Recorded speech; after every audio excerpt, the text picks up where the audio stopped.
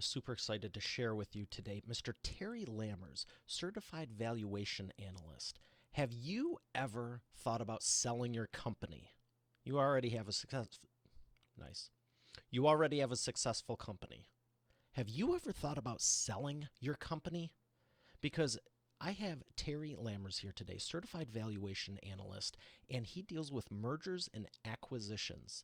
It's one thing to have a company, it's another thing to have a profitable company, and it's an entirely other thing to have a company that someone else wants to acquire. And how do you do this at a fair price? Is it even worth acquiring? I am super excited to learn myself as well as bring to you something that I don't think people not think about enough and that's their exit strategy. Because whether you're going to sell your company or not, it's good to be designing it now and building it now that maybe you keep it forever, maybe you don't, but it should still be structured in a way that someone would want to. I'm going to bring him up right after we thank our sponsor, Mr. Terry Lammers.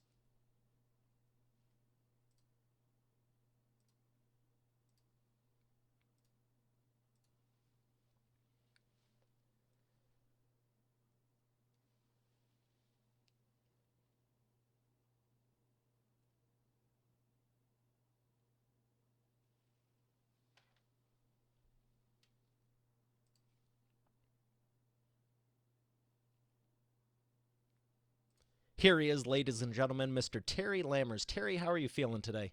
I am fantastic. How are you doing? I'm feeling great, and I'm excited to dive right in because what you're going to be sharing with Expert Authority World here is just, it's so valuable. So tell me, how did you even get into it? um, I grew up in a family oil wholesale and fuel and lubricants company. So we delivered fuel, gasoline, diesel fuel, lubricants, farmers, trucking, excavating, stuff like that. I kind of took the company over in 1991, had the opportunity to buy 11 other companies and growing that. So I grew the company from about $750,000 in sales the first year. I came back to over 42 million before I sold it in 2010.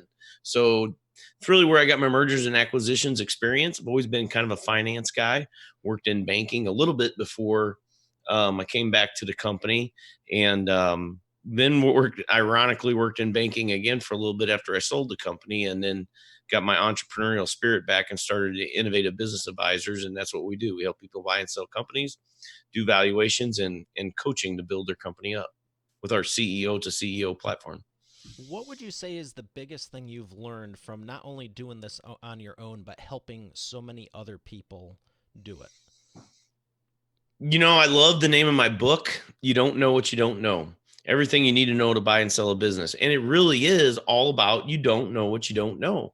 And even um, when I had my company, are they really looking at net income or are they looking at cash flow? Do I really add depreciation back?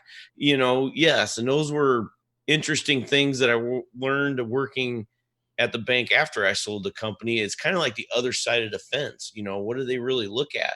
And then once we got into selling companies, even though I had bought, 11 other companies and sold my companies, there's just a lot of aha moments. And there is as many non-financial things that can affect the value of your company as well as just the true cash flow of your company.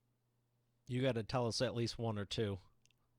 Oh, so non-financial things are huge. So I tell people all the time, you can look at valuations of your company in a couple of different ways. One, there's a financial value. So your company's producing cash flow. What is the value of that cash flow coming from your company? You can look at it from a strategic acquisition. When I was buying other oil companies, you know, I talk about it in the book. Me and my accountant would butt heads all the time on the value of a company because he would say, "You only pay for a company for the value of the cash flow that it is generating." Well, if I'm going to buy the company and eliminate 50% of the operating expenses, there's going to be a lot more value coming to me than what the person that owns it now is generating. So that's a strategic acquisition. But there's non-financial things that can affect the value of a company.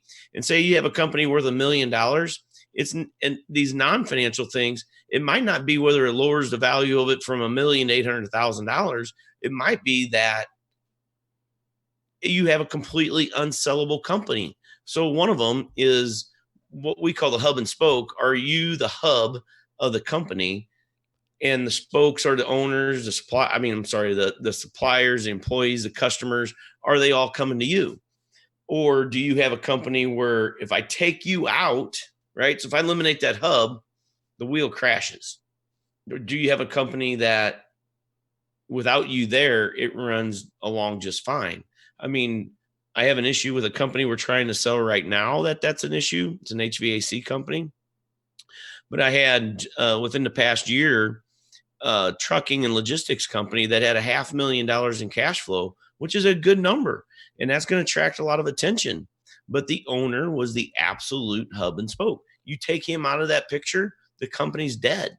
And it was an unsellable company. So that's a very important thing. Another thing that we call the Switzerland structure, is your company dependent on any one employee, customer, or supplier? I look back at my oil company, and we had a lubricants blending contract with Mobil. Just because I was selling my company doesn't mean that the buyer is going to get that contract. So if my buyer needed that contract, that lubricants blending contract from Mobil, I don't have any control over that. So now you have somebody else that's controlling the sale of your company.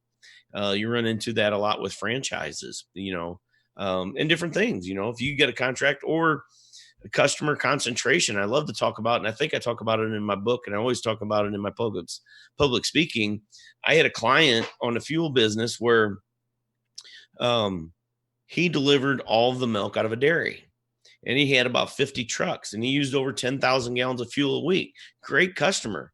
But guess how many customers he had? One. That makes it a very hard company. That it's not for sale, but if you was to go and sell that company, you have one customer, you know, that's a problem. So there's just a lot of little things, and that's what I like about the coaching. And I'm not selling that. I'm just saying, if you own a company, you are eventually going to exit it, and you need to be asking questions about, how do I meet my goals? I'm a strong advocate of building a team of people around you. So who's your CPA? Who's your banker? Who's your attorney?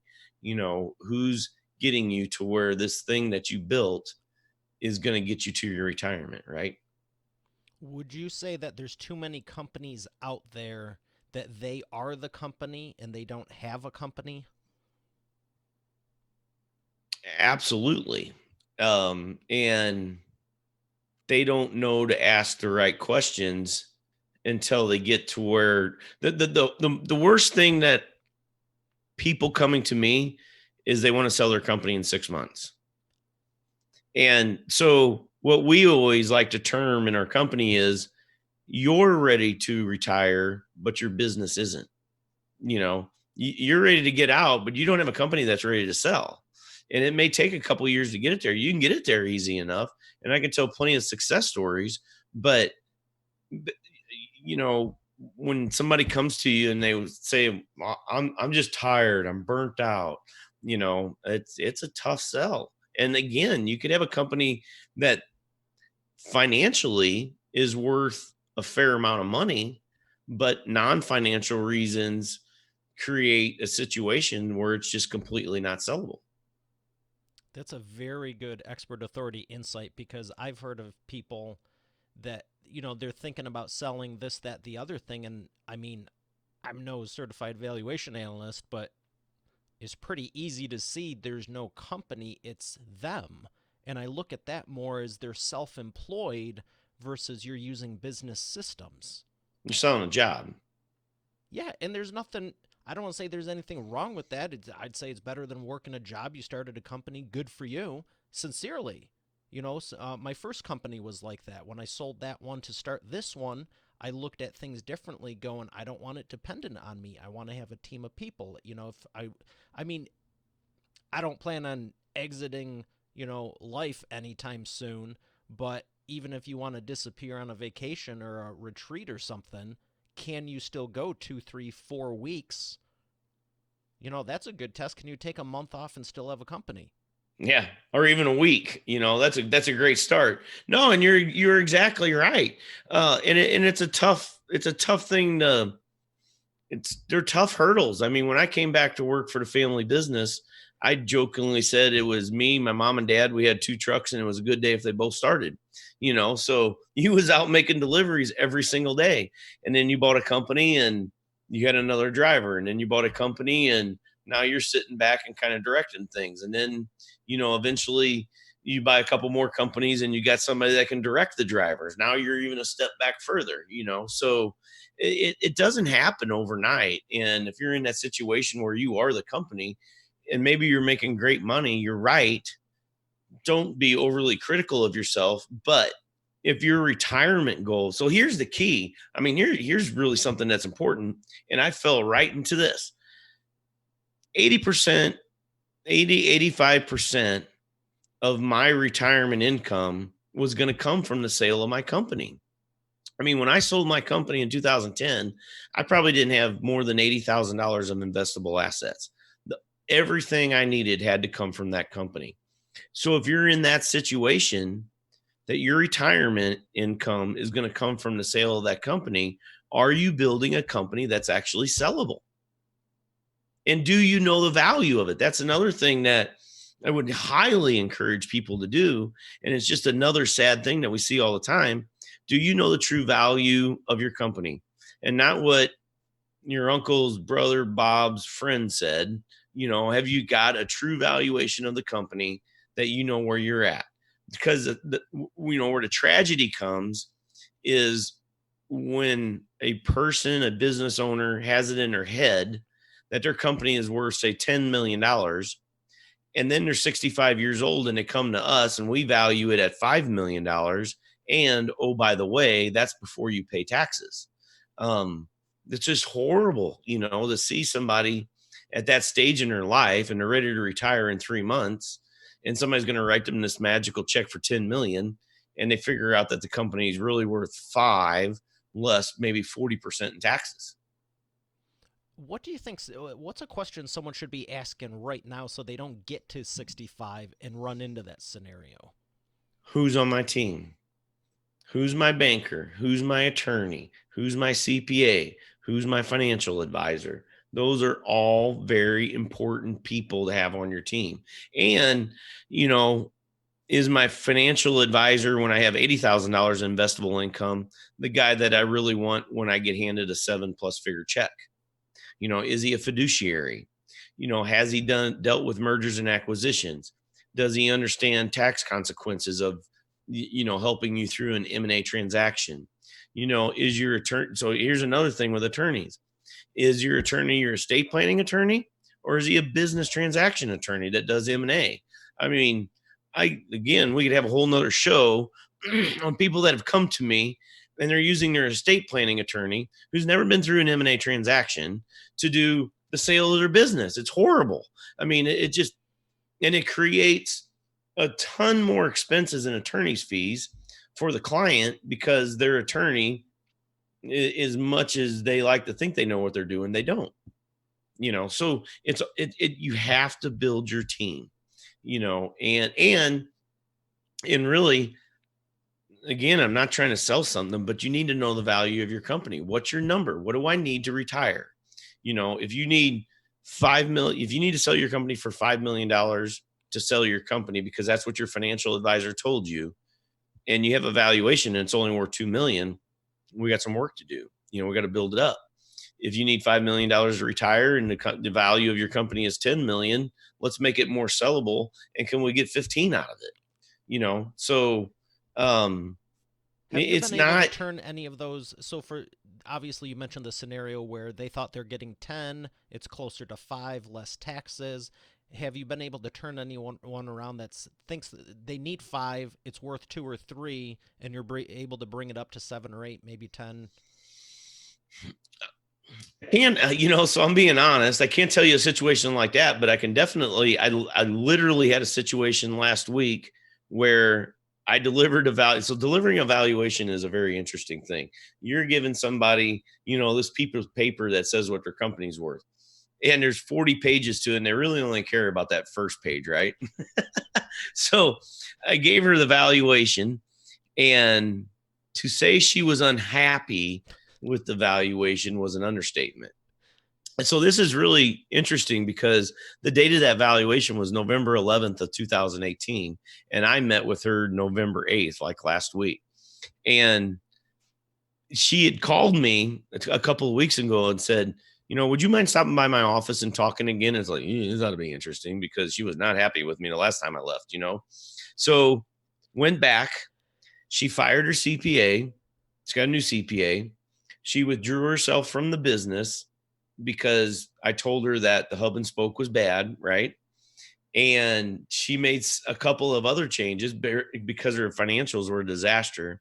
But in 1 year, she literally increased the value of her business by 3 to 4 times what I told her before. And she is well on her way to achieving her goals of what she wants for retirement. It's so humbling to see something like that. So, she told me, she's like, I wasn't happy with you at all. It's like, yeah, really. I had that figured out. Trust me. but she said, I took some of the things you said to heart and I implemented them. And that was really cool. Well, congratulations to you and her. That's pretty exciting. I know there's a lot of people who would love to get 3 to 4 times what their company's worth. Well, it's not really 3 to 4 times what it was worth. I mean, when you look at the valuation, we're still using the same principles to value the company, but she made a lot of changes to make her company more profitable, so more cash flow, and eliminate some of the non-financial things that would have been a huge issue in trying to sell her company. I want to touch on that real quick because you've said it a couple of times, and there's things that stop a company from being sold that are non-financial. And I think a lot of people think that a lot of it comes down to the finances, where I've told even my own clients, you want to publish your book, you want to do your video or whatever, who do you have to be able to show up like that or put on a show like this? What can you take responsibility for that maybe isn't your client? Maybe it isn't, financial, like you're saying, getting the different people in place. And it sounds like more than 50% comes from non financial things. Every deal is different, but non-financial things can really affect the sellability of the company. After I sold my oil company, we had the opportunity to buy a property management company. And so you manage properties, right? There's no collateral to the thing. It's just a cash flow monster. It's great recurring revenue. But the contracts to manage the properties for the property owners, there was no clause in the contract that it was transferable. So that meant if we bought the company as an asset purchase, we would have had to rewrite over 400 contracts. So it forced us to do a stock purchase, which is a little bit less desirable. It doesn't make it unsellable, but it would have been nice if somebody would have talked to her a while back. That's almost kind of a Switzerland structure type of deal where there's one thing that could really impede the sale of that company. So, just a little thing like that. When you get 400 contracts, can you imagine what it would cost to renegotiate all 400 of them contracts? Yikes. And do you think all 400 would have re-upped on it? No. Well, and anytime you got to renegotiate a contract, what's the word I just said? Negotiate. Well, let's talk about this, right? Well, now I'm going to let my attorney look at it. Well, we want to take this out. That's a Pandora's box of worms. So, what would it have taken a year or two, 5, 10, whatever? I don't know how old the company is, but what would it have taken to put that simple thing in there that said they are transferable back earlier on, and it would have been a no-brainer for you? So I'm not an attorney, so I don't want an attorney listening to the show going, that's not right. But what it would have been is to put something in there that the license is transferable. Like literally No different than a sentence or a paragraph into the contract? Yeah. Allegedly. whatever the legalese is to it, but that the contract is transferable. So obviously we're not attorneys, but we could play one on TV. But it literally would come down to just a little bit of paperwork, maybe an extra Yeah. page. Yes, that would have you know helped her. As it is, it worked out for her, but it might have made the company worth a little bit more. So where I seen the problem is if we just acquired that property management company. But if we would have went to acquire another property management company, I don't, I want to merge that company into my existing company. So I don't want to have two entities, that just eliminates a lot of efficiencies. So that's where it would have been a bigger issue for us, but it wasn't because this was the first company we bought in that line. But another thing I would tell your viewers and the people that are listening, I have two mantras that I preach all the time. Your company is not about sales and net income. And that's what people look at. My sales are up. Well, who cares what your net, and I don't even care what your net income is. What's your gross profit and what's your cash flow? Because depreciation is a non-cash expense. It gets added in to the cash flow. And I see it all the time. And I even wondered it myself as a business owner. It's like, man, if I didn't have the depreciation expense, I'd really be profitable. It gets added back. The bank adds it back. I mean, trust me, it gets added back. So it's not about sales and net income, is about gross profit and cash flow. And the other thing I would tell you about selling your company is it's not about what you sell the company for, what number you get for selling the company. It's about what you get to keep net of taxes after you sold the company. Because I will write you plenty of scenarios where I could sell your company, obviously it depends on the size, but let's just say I could sell your company for $500,000 less on purchase price and get you more money net of taxes. And that takes a team of people to help you do that. But that's good. You have the owner's best interest at heart, because again, that another, I don't want to say little metric because it's a big metric, but it's a matter of some commas, paragraphs, and percentages, and you switch one line on the deal, and it goes from you're making less on the sale, but you're keeping more on the back end. That's a big difference. It is. It's a huge difference. And it's really interesting, even coming down to our company. We're starting to focus more on our coaching program just because we haven't talked about it. But another non-financial thing that really affects the value of the company is recurring revenue. So in hindsight, starting a brokerage company, it's like, why would you do that? Because every time you sell a company, guess what? You got to go find another company to sell. So on a coaching program, it's recurring revenue, but it's a good funnel for selling companies. So that's just another thing that we can coach people on is how do you build recurring revenue into your business? So a perfect example, I think, is look at an HVAC company. If you're an HVAC company, heating, air conditioning, that the primary part of your business is new construction. What happens if, let's just say it's housing? What happens if the housing industry crashes? You don't have no business. If you're an HVAC company and the primary part of your business is service and the housing market crashes, people are still going to need their heating and air conditioning units serviced, right? So that is great recurring revenue. And we've sold a lot of HVAC companies. And another big thing that goes along one step further is, do you have service contracts with your employees? Think of a subscription model. Am I gonna buy that Starbucks, or what is it, the Keurig now? Do I have a subscription to get so much coffee a month from Keurig? My cable, that's just that's a subscription service. That's recurring revenue versus a construction company. I build a house, I build a building, now I have to go find another one to build.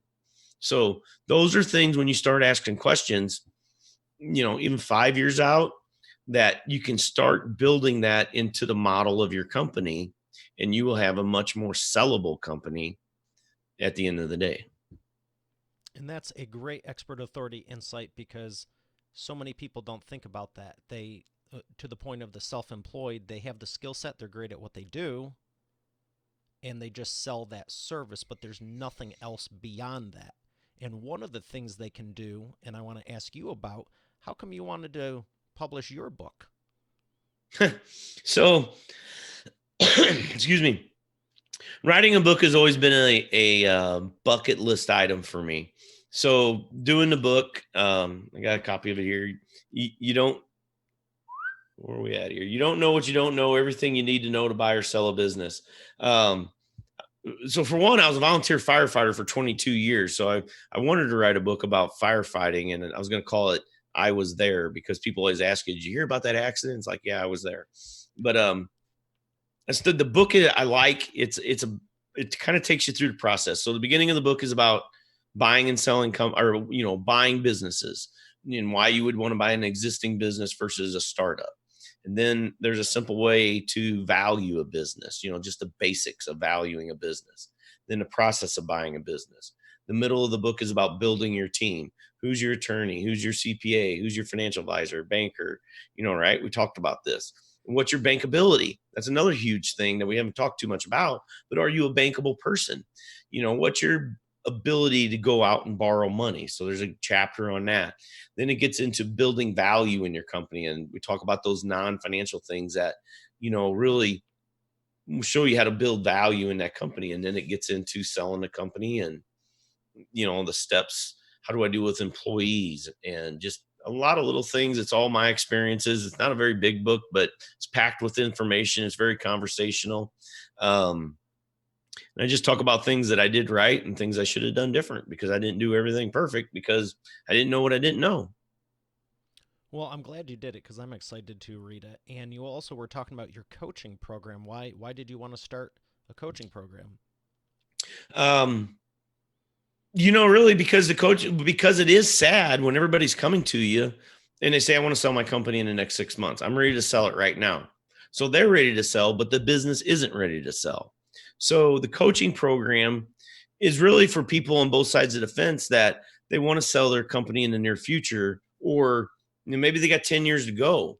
But we're going to, we call it CEO to CEO, chief everything officer to chief executive officer. And we will help them teach them about non-financial things that affect the value of their company, and really take a deep dive into their financial statements and make sure they're readable, understandable, and it helps them make them, more of a bankable person. And whether you're the most non-financial person in the world, I can teach you 8 or 10 financial ratios and give you kind of a dashboard that you will understand the heartbeat of your company and what's going on. And it's just happened time and time again as we go through this process. And then when you go to, whether you need to build your company and you got to go borrow money, when you bring the financial statements in after we have them set up for you and your bankability, you're not going in to your banker rolling the dice going, I wonder if I can borrow this much money or not. You're going to know exactly how much money you can borrow and what your collateral is, what the debt service coverage ratio is, and then go find yourself a deal instead of begging for money. How do you feel when you hear the stories about people going in with confidence versus they would have tried it on their own and not had a desirable result? Um, so I have one coaching client. It's always funny. So I'm obviously not going to say his name, but if he watches the video, he might go, I think he would totally agree with it. He was your typical business owner. It's like, that banker, I know more than he does. That son of a gun, that's just crazy. He don't know what the heck he's doing. And after we got into the coaching, after about 4 or 5 months, all of a sudden it dawned on him. It's like, oh, I'm not a very bankable person. We have some things we need to change. It's not the banker, it's me. And those are some of the aha moments. People, they don't understand the banking process. And it's like anything else. I used to compare it with the fuel company. I hated going to a customer for the first time, especially out in the middle of the country, in the middle of nowhere. It's like, I don't know how to get there. I haven't been down these roads, but once you know the path, it's no big deal, right? You've done it. Well, we're about teaching you the path, and it's no big deal. You're going to learn it. It may be a little painful at first, but you'll understand it. And after that, you'll know how to get there. See, and it's so great that you get to share that. And that's one of the funnest things I think from, my coaching, from the books, from speaking, from recording stuff on video. These are all assets, and all you have to do is share your expertise. Because while someone can hire you for your services, as they should, they can also get the book, they can also get the coaching, they can also get these other things, just like we both have. And now the business isn't just about you, because the more of these you create, the more you have their business assets. Yeah, it is. It really is. The other thing that's neat about the valuation piece, and I had this um, happen for the first time. The very first company I valued was a large animal veterinary clinic. So, I mean, they did cows, mainly dairy cows, out in the middle of the country. And I valued the company so that a partner could buy in. Fast forward 5 years, the wife, who was a CPA of the primary owner, called me and says, "Hey, I just wanted to let you know that it was really neat. We used your valuation from 5 years ago to redetermine the value of the company today. And now the guy that bought 10% of our company 5 years ago is buying my husband out, and we're going to retire happily." So that was an asset that they paid for only on paper, but they used the same process to value the company 5 years later, and it worked perfect. And that's the thing about having systems and processes. It's the same, like you said, with the banker. It's not that he doesn't want you to grow your business or get approved or whatever, because I think most of them want to help. But when you go through the threshold, do you meet the criteria? If there's 10 steps, it's not him saying you don't qualify. It's the 10 steps going, it doesn't match up. No, you're right. And one thing that I'd be critical of bankers, and I feel comfortable saying it because I did plenty of banking myself, and I was a banker, right? But one thing where I think banks are guilty of is you get a yes or no answer. You don't ever get a, well, this is why the loan got declined. It's just, no, we're not comfortable with this. Well, why? Tell me why. And I talk about it a lot in the book. I mean, are you even at the right bank? I mean, the bank I worked at wouldn't do construction. We wouldn't finance a construction company. They wouldn't finance non-owner occupied real estate. So if that's what you're after, and the bank doesn't do that, you're at the wrong bank. How And would you people find think a that out bank is ahead a of bank. time? I'm sorry. How would you find that out ahead of time? Ask questions. But you don't know what you don't know. If you don't know to ask the question and you think a bank is a bank, then I tell a quick story in the book. My mom and dad came to me when I worked at the bank I was at, and it was a big bank. It was one of the top 10 banks in the United States. And they wanted to sell their house and buy a duplex. They're at retirement age. And they wanted me to help them. And I'm like, you don't want to go through this big bank because it'll take forever. So I sent them to the small community bank. So now they're just really confused. It's like my own son doesn't even want to deal with me.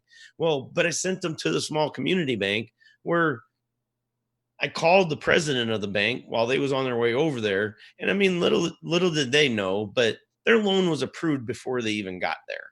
And they literally signed 2 or 3 pieces of paper, and it was a done deal. But to go through a big bank, we would have it just would have been a process. So there's nothing wrong with big banks. There's definitely a purpose for them, but you just have to match up what you're trying to do.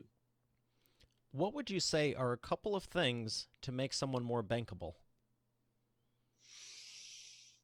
Well, the biggest thing is so the number one thing would be to fill out what's called a debt schedule. And a debt schedule is very simple. You just say you got 6 loans. No, write it on an Excel spreadsheet what each loan is for, what the original balance is, what the current balance is, what's your monthly payment, what's the interest rate, and what's the collateral of that loan. So then in the maturity of that loan. So then you can add up what your total payments are. That is the biggest. I mean, as being a banker, that's the hardest thing to figure out. Where these people got all these loans at, with from buying a 4-wheeler or buying a truck and borrowing money on this business asset and that business asset. Get it all lined out. And you know what all your monthly payments are. and you know what your debt service coverage ratio is. And then later on, whether it's real estate or whatever, maybe it makes sense, especially with me as I was buying different companies, maybe it makes sense to um, combine a couple loans and lower your payments. One of my coaching clients, he borrowed $150,000, but we was able to combine some loans, and his collateral situation allowed that even though he added $150,000 in debt, we reduced his payments by close to $4,000. It's huge, but that's what you got to start with. You got to have a debt schedule, and you got to know, what your payments are, where everything's at, where's the collateral going to come from. I mean, you got to remember, any loan, there's two basic sides to it: collateral and cash flow. And beyond that, it's really pretty simple. Well, that was a great tip. Thank you for sharing that. Question for you before we go to the imperfect action round. Which one of the sharks from Shark Tank would you love to have dinner with? Oh my God. You know what? I know all about Shark Tank, but I've never watched it. Really? I haven't. People ask me that all the time. Do you watch Shark Tank? It's like, no, I do this crap all day long. Why do I want to watch that? And I don't mean crap. It's fun stuff. All right then. So much for that, right? It's a great show. I love it. You should really check it out. It's I know entertaining. I And should. when you were I talking don't about the know. valuation, one of the I'm not a things big that TV always guy. happens is someone's like, "I want $15 million for the company." They value it at 15 million, and it's closer to 3 or 5. Well, and that's what, so the little bit that I know about Shark Tank is what's tough about that is they are selling ideas. There's no existing cash flow to their ideas. And that's really tough to put a value on something like that. So, again, go back to remember the beginning of the show. We talked about a financial valuation versus a strategic valuation. They're talking bigger stuff where, I'm introducing this widget, and somebody on Shark Tank thinks, you know what? I could take that widget and sell 500,000 of them, but there's no cash flow behind it. So if I'm going to buy it and I'm depending on the cash flow of the existing product to pay for it, it's not there. So it doesn't work from a financial valuation. That's it's a tough nut to crack. And I get hit with that a lot. And when I give valuations, I explain to people, I'm giving you a financial valuation. When the company that bought me was a $6 billion company, I was their largest competitor in Southern Illinois. By eliminating me, eliminated a lot of their problems. And they needed a lubricants blending, a packaging facility, which I had. And I didn't know they needed at the time, to be honest with you. But I look at the multiple that I got from my company, it didn't make financial sense. It was a strategic acquisition. Big, big difference. And it's very hard to value a company from a strategic standpoint. Because it's arbitrary and only the board knows, and it could be a gamble to begin with. Yeah. I mean, so I say it's hard for me to value a company from a strategic standpoint. I should say that I should actually retract that a little bit and say it's hard for me to value the company from a strategic standpoint when I don't know who the buyer is. I mean, if I'm the buyer, I tell a great story in the book where there was a company. I had two offices, two bulk plants, 30 miles apart, and there was a guy right in the middle. From a financial standpoint, he wanted over $100,000 too much for that company. But from a strategic standpoint, I didn't have to add a truck. I didn't need him as a driver. I mean, I was literally going to eliminate 80% of his operating expenses. So did I pay him $100,000 more from a financial standpoint than what it was worth? Heck yeah. Because from a strategic standpoint, it made complete sense. And the one thing that would have been horrible for me, this is an area of high customer concentration. I sure as heck didn't want a competitor buying him and opening up shop right in the middle of an area where it's huge customer base for me. I mean, it would have made no sense to let that happen. So would I pay more for it? Heck yeah. Well, that makes total sense what you're saying now because I'm thinking of other things that it's the same thing. For example, when you're starting your business and you have a dream and you know you can do it, and everyone thinks you're nuts, it doesn't make sense like a financial would. But strategically, you go, give me 2 years, 3 years, 5 years, 10 years, and that's a whole different story. But it's so arbitrary. It's like unless it's you or someone you trust or your partner or wife or spouse or husband or whatever, it doesn't Yeah. make sense to the rest of the world. And where's the money come from to get that going, right? Yeah, it's like the whole adage, entrepreneurs are the only ones who jump off the cliff and build the plane on the way down. It's like from what? I don't know. We I, figure it out. I like that. I like that. And it's funny, the older you get, at least for me, the more conservative you get. But that's why. So, that we kind of coined another term. I call it the glider path, and I talk about it in the book. What's really sad is you see companies that were here, trying to get on your screen here, and then they took their foot off the gas, and the things just went, think of a glider. It's just coming down. So 5 years later, after they took their foot off the gas, they want to sell it. Well, if they would have sold it back here, the company might have been worth 3 times as much as what it was 5 years later. Just think of the multiples. 3 to 5 is a good multiple. Five's probably a little on the high side. 3 or 4 is a good number for most average small businesses. But gosh, I did valued a dental company about 2 years ago, and he was a total glider path. If he'd have sold it 4 years earlier, it would have had a financial valuation of about 2 million, and 4 years later, it had a financial valuation of about 800,000. And I asked him, I said, "What happened?" He's like, "I'm tired of working all these hours." Ugh, you know, it's tough. Have you ever seen multiples for 8, 10? Let me rephrase that. Do people pay for multiples of 8, 10, 15, 20 outside of a strategic, maybe Disney buying every other media company in the world? So the more cash flow the company has, the higher your multiples are going to be. It's flat that simple. Other than no, I don't see it other than it's a strategic acquisition. But once you start getting cash flows or EBITDA, earnings before interest, taxes, and amortization, once you start getting above $1 million, that's $1 million a year. That's where your multiples are definitely going to start increasing.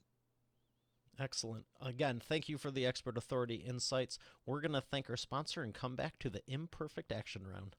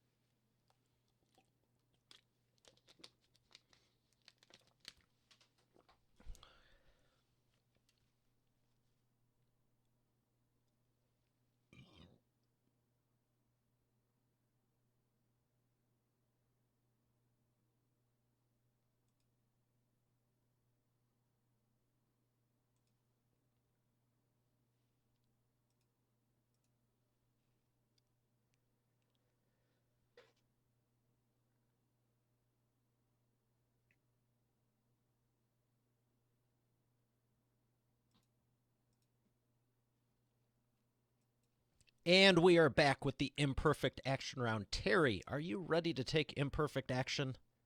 Absolutely. I'm curious what this is about. You're going to love this. I think out of everyone I've interviewed so far, you're going to love this, especially the third one. Okay. Number one, these are 60-second answers, rapid fire. What is the fastest path to the cash? Have a sellable company.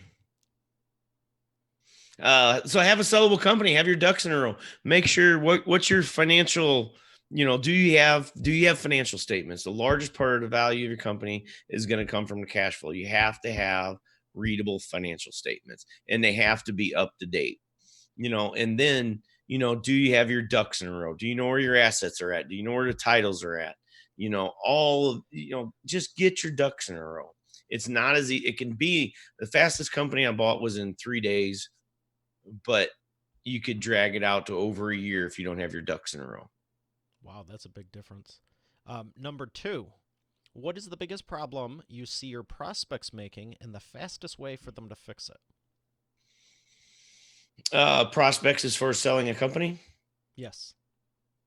The biggest problem I see was, especially, and I say smaller companies, I would say under 10 million in sales, is the owner is overly involved in the company.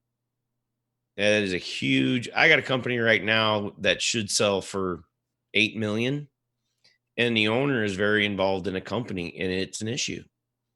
You have to step back from that company. And if it can't run on its own, it will severely affect the value of that company. When you're proud, so this was a shocker to me. I was proud to say, well, and at the time it didn't work out this. So when I think about this, I would say I would be proud to say that all of my owners know me and they want to talk to me. That is completely wrong. You need to have people in place that can run the company without you being there. And I know a slick way to do it. Oh, I'd love to know that. Is that in the book? It is in the book. Nice. Um, I did and it. what's that? I did it. And what you let's tie a number to it. You said it should be selling for 8 mil. How much is it not going to cost him because you're going to help him? But where would it be if he doesn't fix Oh, it? it's totally a thing where it doesn't mean that it could sell for 8 million or 6 million. It means that it could sell for 8 million, or the potential buyer completely walks away because he's like, I'm not going there to run that business every day. That's not, no, there has to be a management team in place. So again, just to So it's not repeat, costing 2 or 3 million. It's it's costing costing, potentially eight. yes, it makes the company completely unsellable. And I can tell you story after story. Wow. All right. So don't do that. That's You significant. got it. You got to separate yourself from the business. And here it is. Number three. What is the best way to maximize customer lifetime value? Recurring revenue. Build a recurring revenue into your company. You will get, I mean, anything that is a transactional business, you'll be lucky to get 1 or 2 times the cash flow of that company. You take and think of it. So we used other examples, but think of an insurance company. Good times or bad, you have to have insurance, right? That's recurring revenue. Even with my company, the oil company back in the day, farmers are going to farm, right? They're going to use fuel, good times or bad. Municipalities are going to run ambulances, fire trucks, police cars. That's recurring revenue. Do everything, and don't. The other thing I would tell people is, like, don't tell me you have a business that you can't build recurring revenue into, because I'll show you a model no matter what you got. But recurring revenue is the longest way to keep value to a customer in selling your business. That is great advice. Thank you. Books. What are a couple that have made the biggest that's a good one right there for sure. What are a couple of um, books that have made the biggest impact on your business or life? um, so another good book to read is a book by Thomas Dean, Every Family's Business. It really tells a cool story about, they have a list of 10 questions that they ask themselves every year about whether, do I want to stay in the business? Do I want to transition to business? Who am I transitioning it to? John Warrillow has the Value Builder System, and he has a book called Built to Sell. That's another great book. That's I was where gonna these, ask you if you heard of that one. It's a great one. yeah, John's a great guy. I'm on their advisory board for the Value Builder System. I'm cheating. I'm looking over here to my library, so to speak. The other thing, so maybe it's not a book, but here's another idea that we haven't talked about, and it's the last chapter in my book. The last chapter of my book is named Don't Be Like the Dog That Caught the Car. So in other words, know what the heck you're going to do with your life once you sell your company. I was only 40 years old when I sold the company. And after 3 months of sitting at home, it was like, oh my God, this is nuts. You can only hunt, fish, and golf so much. Trust me. So know what you're going to do with your life once you sell your business, and it will make the difference between you being happy and not being happy. I don't have an exact book for that, but think about that. That's a great final thought to, you know, put the cherry on top. Thank you for all the insight, all the everything you've shared. I've gotten a lot out of it. Where can people find more about you? Go to our website, www.innovativeba.com. Innovative's got two N's and then BA, boy, Apple. Click on the media tab. There's tons of great information on the website. If you click on the media tab, there's a lot of articles that I've written, other podcasts, videos. I'm on LinkedIn, Facebook, all the usual stuff. The book is available on Amazon. And what's the other one? Kindle. You can get it on Kindle. And I would love to do more public speaking. So if you're in need of a speaker, I would love to do it. Got a couple great topics to talk about, cash flow and your bankability and stuff like that. And there's, a couple videos on the website that give you an inkling of what we could do. The CEO to CEO coaching platform is awesome. We've been doing coaching for a long time. We're finally putting a brand on it. So that's really exciting. So yeah, those are great places to find me. Excellent. Well, I appreciate you for sharing. And you are a great speaker with great knowledge. And even before we got started, I was excited to hear what you have to share because it's such a value add for everyone listening, for everyone watching. I would love to see you in person and even have a half-day event. When you were talking about some of the stuff, I'm like, it's not another show. It's a half-day to full-day training, if not, 2-day event. There's so many people I'm just thinking of. It's exciting. So thank you again. Well, thank you very much. I appreciate it. It's a fun subject. And what I like about it more than anything is I didn't learn this out of a book. This is real stuff. I've done it. I've lived it. Absolutely. Well, Expert Authority World, we got another great episode here for you. I'll see you on tomorrow's. Have a great day, and God bless. Thanks for having me.